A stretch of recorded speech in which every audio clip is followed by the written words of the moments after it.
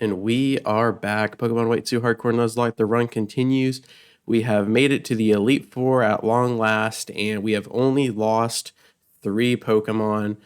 And it was a very successful run, I will say, leading up to this point. The first attempt, we lost around 28. It was almost an entire box full of Pokemon. I did so poorly in the first time I ever played White 2. Then the second time, we only lost about 12, if I remember correctly. And then this time, the third and final attempt, we only lost 3. And we just lost me and Chow, unfortunately.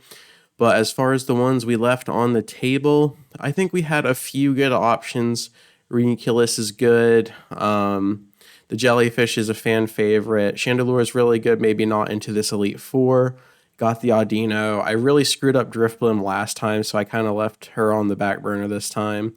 Probopass really slow. Gigalith amazing, just it's really slow, and then type-wise it doesn't do great into this Elite Four. Same thing, Sawsbuck has a lot of weaknesses. I already have a really good electric type, so I think Ampharos would have just been overkill. Bisharp actually has a terrible nature this time around.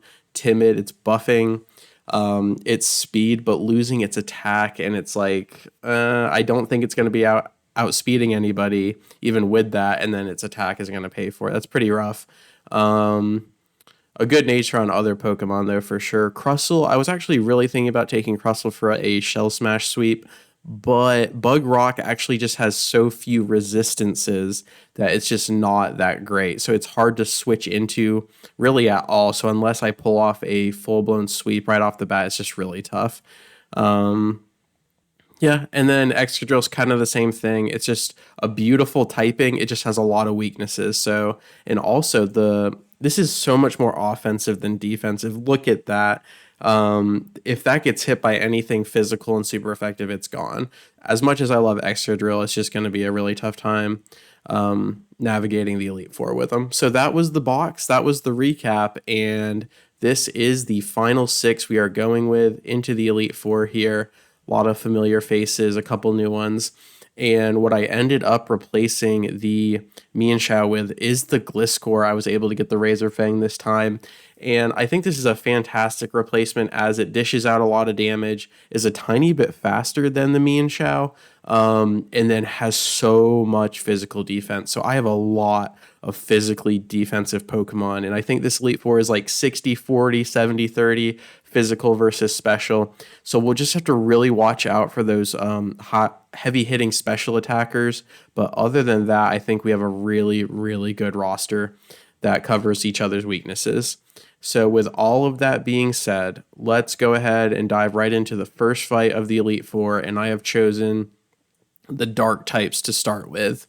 So I think we're going to have a really good time here with Grimsley. He's got 4 dark types, and my plan is to lock down the Lipard that comes out first with the Cofagrigus, and then open the door for a massive Gliscor sweep with Swords Dance. So that is the tentative plan. Now, if that doesn't work out, we're going to have to do the usual shuffle and just kind of backs to the wall and then figure it out as we go.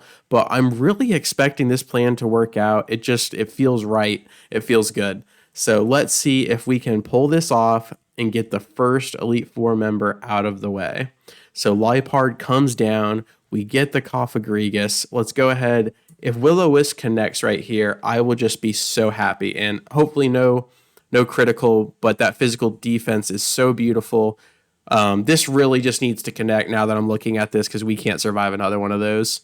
Rocky Helmet for some chip damage. Will-O-Wisp does connect. It has a 15% chance of missing. That is absolutely beautiful. Now, the critical hits are going to be an issue because they're going to go through that 50% physical attack debuff that Burn gives us. However, given the physical bulk, if Lipard does not crit, this is just going to be absolutely wonderful. But if Lipard crits, this plan actually could go really poorly now that I'm thinking about this. But if this is no crit, look how little damage that does without a critical hit. So if she does not crit, this is over. If she crits, then we're going to have to talk about it. So let's go for 1 Swords Dance. No criticals, please. Now, Night Slash does have a massive chance of critting. So it's more than likely that she will crit. Now, if she just crits once, I do believe Gliscor will be fine against the other three. I think Crocodile outspeeds. But I'm going to go for that second Swords Dance. We have the leftovers to kind of taper that damage off. That burn is paying dividends right now. And we already have two Swords Dance, but I am going to get greedy for the third one just because I am terrified that if we all in with two Swords Dance and one survives and then somehow crits, I am just, I'm going to be beside myself. So we're going to go for the third and final Swords Dance. Does this Night/crit? It does not. So we are really navigating well right now. And now Gliscor's attack is maxed out, and it will kill everything it touches with those talons here.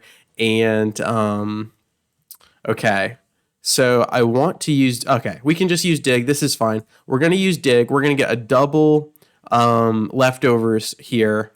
Once we go underground, it's going to proc, and then after we dig, it'll proc again. So Lillipup gets the full restore, but we do not care now. The damage has been done. The burn was just a means to an end, and kind of like Lillipup was just a means to an end. As much as it hurts to say that, Lillipup is actually growing on me. I kind of trashed it the first two times I played White 2, but I actually used her a lot better this time, and I feel like she is kind of niche. We lose the Hypercutter, meaning that Crocodile's Intimidate is now actually going to minus our attack by 1 because Hypercutter would have prevented that, but a +5 attack Gliscor is going to be absolutely beautiful. So Scrafty comes down, and Scrafty's probably going to be looking for either probably going for Crunch since it's stab and neutral, but we should be faster, and I do believe Dig will one-shot. I would use Acrobatics, but leftovers actually halves the damage of Acrobatics. Now, if we don't have an item, Acrobatics is hitting for 1,000,000. But we're going to go for the stab dig, and that really should one-shot. Now, if any of these had flying types or levitate, then dig would be suboptimal. Also, we can't get Earthquake till you beat the Elite Four in this game, so that is why we're using dig instead. So here we go. This should one-shot with a +5 attack. This is absolutely beautiful, calculated. It is going as planned. And also, we just got to watch out for that level cap.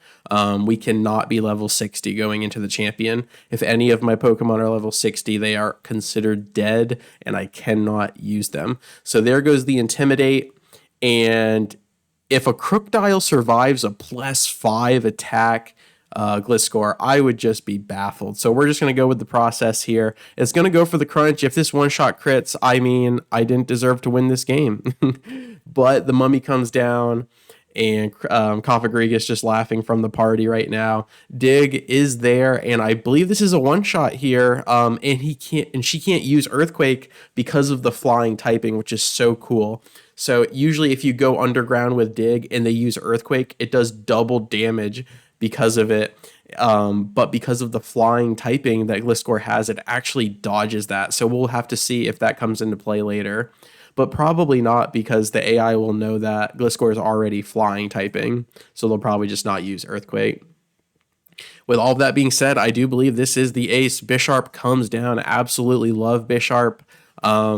So I don't really love what I'm about to do to her, but we've got to get to that second member here, and Bisharp is in the way. So this tactical bladed stud muffin is going to have to fall here. Dig comes down. It's going to be super effective on top of a +5 attack Gliscor.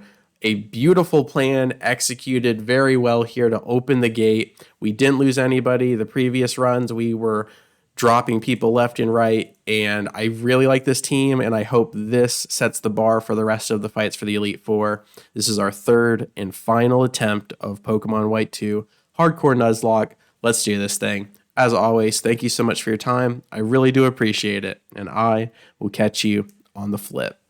Peace.